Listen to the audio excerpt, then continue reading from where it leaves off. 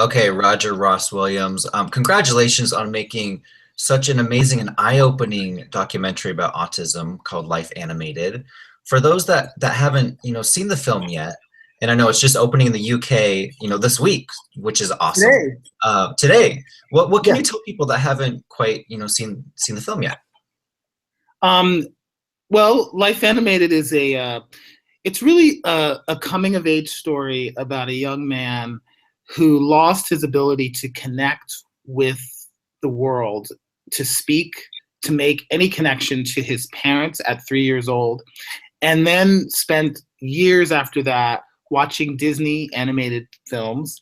And his parents realized that he was not only watching these films, he was using these films as a way to understand language and reconnect with the world and emotion, and uttered his first line, which was from a Disney animated film, which was from The Little Mermaid.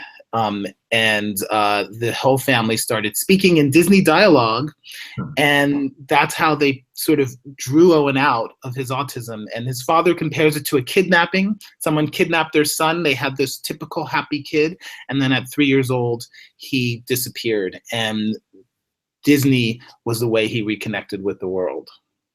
How did you originally hear about Owen's story, and then how did his story become a documentary?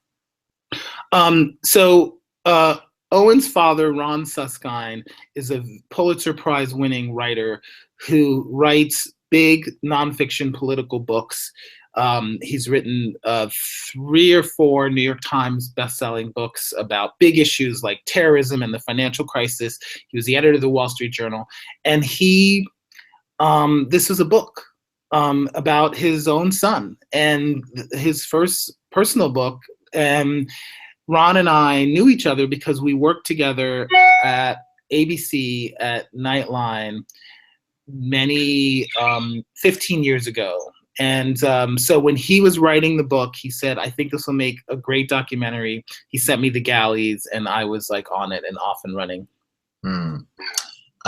The great thing about this project is that it's full of Disney clips and Disney songs and Disney dialogue. And I mean, you couldn't have done this film without those clips. So was that a long process getting the rights from Disney to show all of these moments? It was a long process. Yes, it was a long process getting the rights. And it was, Owen uses these clips as a way to make sense of the world and make sense of the situation in his life. So he is constantly watching clips that correspond to something, a challenge he has in his life, to figure out how to sort of navigate that challenge. So Owen is the one who's using these clips. But we did have to get the rights to them. And that was a process that took over a year. Wow. Really working, Disney didn't see anything until the rough cut, but we had a great ally in Sean Bailey, who's the president of Disney Productions, and he helped us navigate through the sort of all the hurdles. And he was introduced to me because he is a trustee of the Sundance Institute on the board of trustees, and Carrie Putnam, the CEO, introduced us, and so Carrie is a great friend to the project. The film. Cool. And Life Animated also has its own original animation because Owen doesn't just love animated films, he also draws them himself. So that must have been its own process in finding an animator to do your own original animations. That was a very complicated process. The animation took also over a year to create. It's hand drawn by, I went to a company in Paris called McGuff, and it's a hand drawn by 12 French animators working for a year to turn Owen's inner world into a reality. The last chapter of the book is the story of the lost sidekicks. And Owen only identifies with sidekicks in Disney animated films and he invents a story about this little boy who at age 3, right when Owen was struck with autism, gets lost in this this swept up in this storm and lost in the land of the lost sidekicks. And the sidekicks are all lost because the heroes have fulfilled their destiny, and they must battle demons and find their inner hero. And the demons correspond to the challenges in Owen's life, like being bullied in school. So this is his autobiography. This is his way of creating. And he drew the villains, he drew the monsters, he drew the demons, and he created this story. So we just brought it to life, and that was an incredibly difficult process. And there's 3 layers of animation in Life Animated. There's the Land of the Lost Sidekicks, which is a fully realized color world, Owen's inner world. There's line drawing animation, which illustrates the past, which illustrates how Owen got to where he is today. Because in Life Animated, we follow him for this really transformative year in his life as he graduates and falls in love and becomes independent. And then we flash back using line drawing animations. Then we have the Land of the Lost Sidekick animations, and then we have the Disney animated film. So it was a very, very, very complex film to put together, and that took a year of editing with my brilliant editor, David Teague, to really build a seamless structure with so many layers. And the Annie Awards announced that you guys were, you earned the Special Achievement Award. Yes. And, that must have been such an awesome moment. That was just 2 weeks ago, I think, when they announced that. Yeah. It's really great because the animation in the film, we don't just throw animation in there. Animation is very motivated because this is how Owen communicates with the world. So the original animation that we create, the Disney animation, it's key to the story. And so to be rewarded by the Annie Awards for the hard work, the year-long work, I had to suffer through and go to Paris a lot. But it was tough. Yeah. Lots of croissants and omelettes. But the Matthew Bittard and Philippe, the guy who owns McGuff, they're just brilliant. And I wanted to work with French animators because it was important that the original animation was very different than Disney, and that it was because this is Owen's creation, this is Owen's interpretation. So Disney was generous enough to let us redraw their characters, to redraw Iago and Baloo and all these characters and intermingle them, this was a concept that was, Disney struggled with a little bit. They're like, you're going to redraw our characters in your own, right, and make them with another company, and you're going to intermingle and they're going to talk to each other. That was something unheard of, and it was a feat to get that through. But they believed in the power of the story because this is a film that's much about the power of story and how story and myth and fable and these films that are classic myths and fables really can change and did change the life of someone. So they eventually did not stand in my way, although we did have to license the clips. They didn't give them. And you're with the Suskind family now in the UK. I'm wondering what's their reaction to seeing their life up on the big screen in full color? The Suskinds have been the greatest ambassadors for the film because they've been traveling all across the United States. I mean, we started at the Sundance Film Festival where we premiered in January, and they have. And you won there the directing award for yes, documentary. I won the directing award, and that was an amazing, obviously, experience. But they have traveled now all across America. We've won 10 audience awards, and they've been at those festivals, and Owen has embraced his celebrity, and is amazing in front of audiences at Q&As, and they are the ambassadors for the film, but they're the ambassadors to give hope to parents who have gotten recent diagnoses of autism, and they've sort of championed a new way to think about how to connect with people with autism. So that part's really great, and it's just great having them with me because they're an amazing family. And I always say that this film is as much a film about love and family because they were determined to connect with their kid at any way possible. They weren't particularly Disney fans. They just saw that this is what he related to, and they were going to turn into Disney characters in order to connect with him. And they are the most loving, incredible family. And we're a huge award site here at Gold Derby, and we always ask, what would it mean to get nominated and things like that. But I have a feeling with this project, it's different. It's like being nominated for all these awards and winning a lot of these awards is bringing attention to the film that it wouldn't have otherwise. So can you talk a bit about that?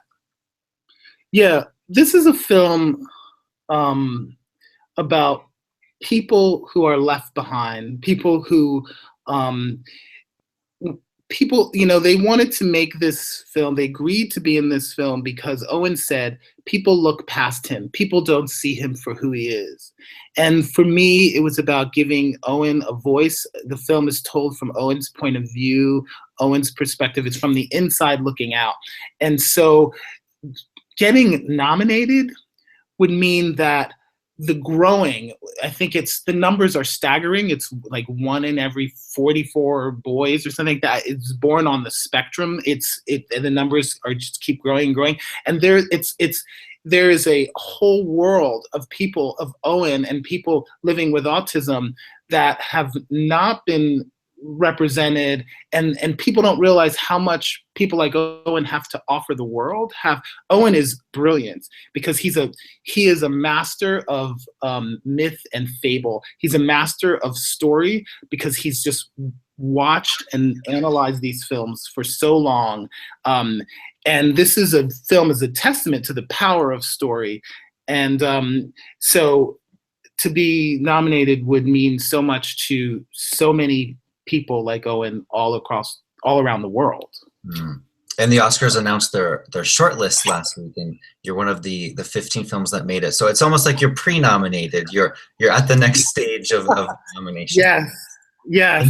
You've been through this whole process before. You won 6 years ago for the Prudence film, and where do you keep your Oscar? I'm sure it means a lot to you, doesn't it?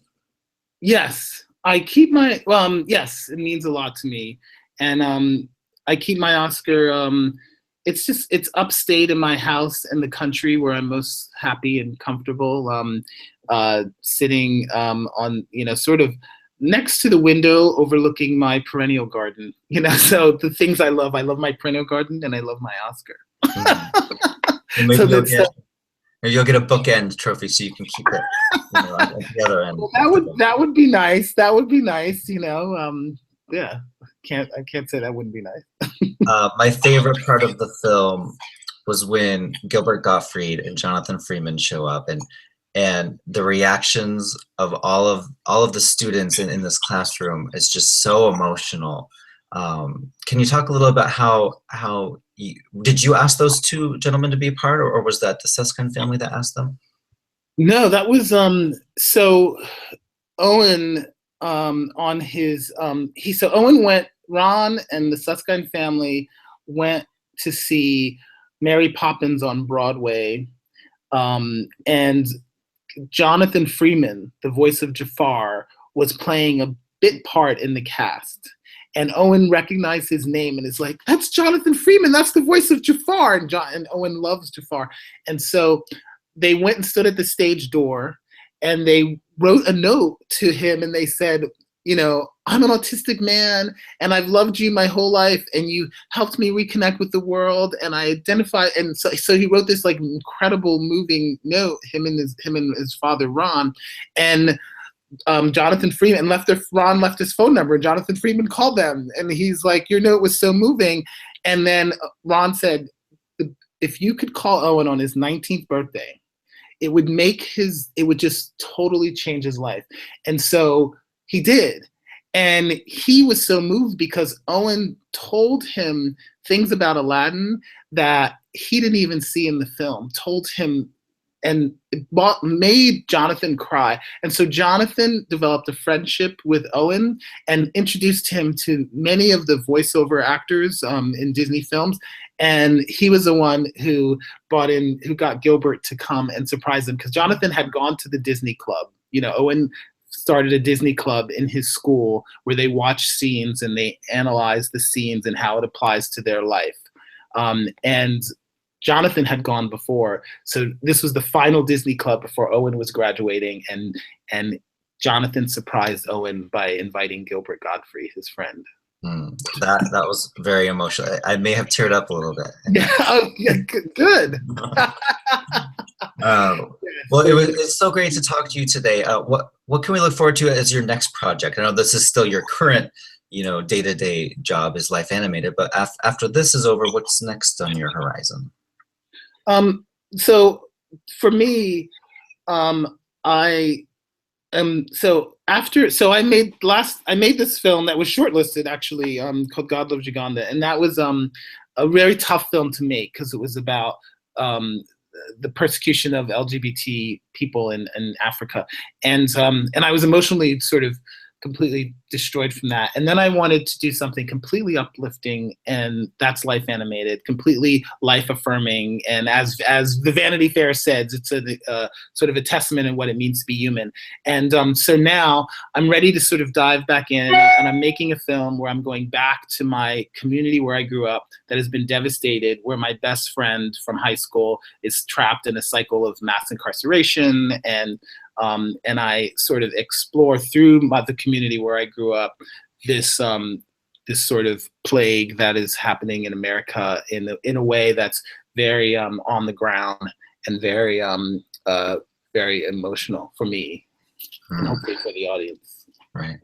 Well, thanks a lot for chatting with us, and we wish you best of luck at the Oscars. Thank you. Thank you. Yes. Have a good day. You too. Bye.